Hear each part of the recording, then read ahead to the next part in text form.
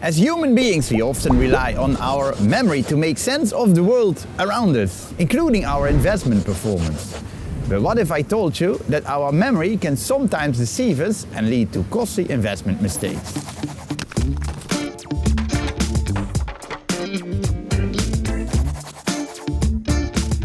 That's right, my co-authors and I conducted experiments to investigate how memory influences investment decisions. We'll dive deeper into our findings, showing how memory bias influences investment returns. So whether you are a seasoned investor or you're just starting out, stick around to learn about the surprising ways how memory influences your financial decisions.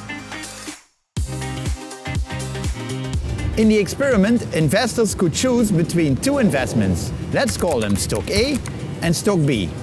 We then showed them the gains and the losses of those investments for 12 periods. Investors were asked to recall the number of gains and losses they had experienced, either immediately after or when 1 week had passed and they had time to forget their unpleasant outcomes.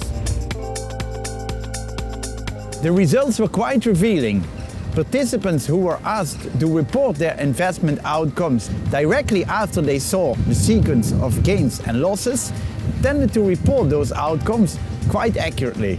However, when we asked investors to recall their investment outcomes after 1 week, a fascinating phenomenon occurred. Investors over-remembered their positive outcomes and under-remembered their negative ones. In fact, they remembered 23% more gains and 10% fewer losses than had actually occurred. Investors selectively biased their memory towards the positive outcomes and conveniently forgot about the bad ones.